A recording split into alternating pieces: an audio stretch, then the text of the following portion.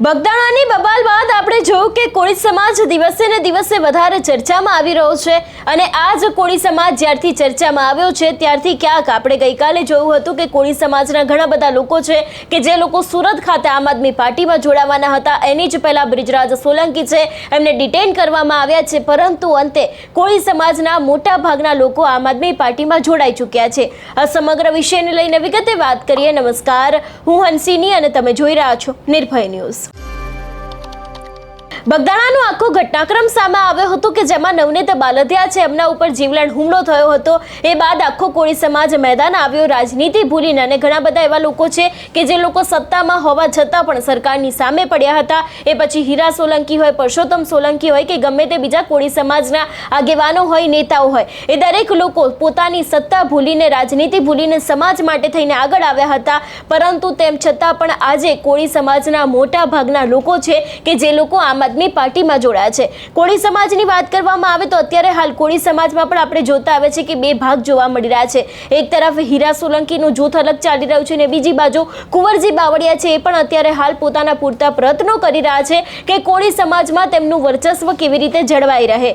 એવામાં હવે વાત કરવામાં આવે સુરતની, તો સુરતમાં ગઈકાલે રાત્રે મોટી સંખ્યામાં કોળી સમાજના જે આગેવાનો છે એ લોકો આમ આદમી પાર્ટીમાં જોડાયા હતા। જે રીતે આપણે જોયું કે બગદાણાનો આખો ઘટનાક્રમ સામે આવ્યો એ બાદ કોળી સમાજની એકતા દિવસે ને દિવસે વધારે વધતી જોવા મળી છે। એ પછી તેમના દ્વારા ઘણા બધા એવા મહાસંમેલનો કરવામાં આવ્યા હતા, ઘણી બધી જગ્યાએ એવા સભાઓ કરવામાં આવી હતી કે જેમાં કોળી સમાજના મુખ્યમંત્રી હોવાની માંગ કરવામાં આવી છે।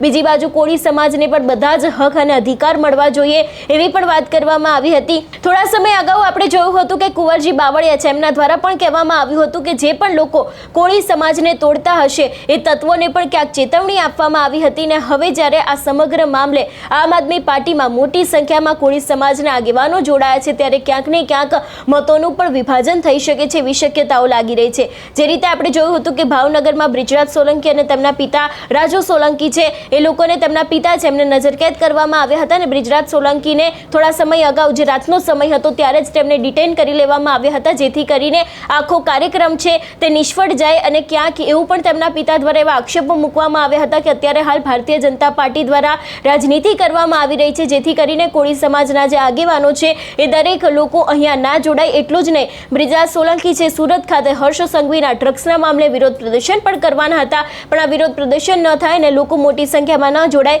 એટલા જ માટે થઈને રાજનીતિ કરીને તેમને ડિટેન કરવામાં આવ્યા છે એવા આક્ષેપો છે તે રાજુ સોલંકી દ્વારા કરવામાં આવ્યા હતા। પણ અંતે સુરતની અંદર મોટી સંખ્યામાં કોળી સમાજના જે આગેવાનો છે એ દરેક લોકો અત્યારે હાલ આમ આદમી પાર્ટીમાં જોડાયા છે। જે રીતના દ્રશ્યો સામે આવી રહ્યા છે અને જે રીતની ભીડ દેખાઈ રહી છે એના ઉપરથી સ્પષ્ટપણે એવું પણ લાગી રહ્યું છે કે સ્થાનિક સ્વરાજ્યની ચૂંટણીમાં ક્યાંક આ વખતે ભારતીય જનતા પાર્ટી છે એનું ટેન્શન વધી શકે છે।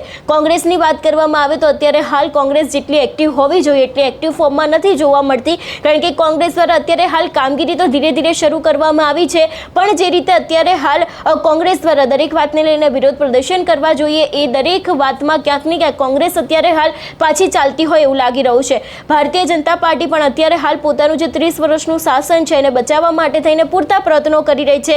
સ્થાનિક સ્વરાજ્યની ચૂંટણીમાં વહેલામાં વહેલી જે વધારે ને વધારે સીટો છે એ દરેક સીટો તેમને મળે એના માટેના પણ કામો કરવામાં આવી રહ્યા છે। અને બીજી જ બાજુ અત્યારે હાલ ક્યાંક આમ આદમી પાર્ટી છે એમને પોતાની નજર સૌરાષ્ટ્ર કહી શકાય, એ બાદ આદિવાસી પટ્ટા ઉપર કહી શકાય ને સુરત, જ્યાંથી ગોપાલ ઇટાલિયાનો પણ એક એવું માનવામાં આવે છે કે ગોપાલ ઇટાલિયા અને સુરતનું કનેક્શન ખૂબ જ સારું ગણાય છે। સુરતની અંદર આપણે જોયું હતું કે ગોપાલ ઇટાલિયાનો ઘણો બધો વ્યાપ છે, તેમની ઘણી બધી લોકપ્રિયતા છે અને હવે આજ સુરતના જે કોળી સમાજના લોકો છે દરેક લોકો અત્યારે હાલ આમ આદમી પાર્ટીમાં જોડાયા છે।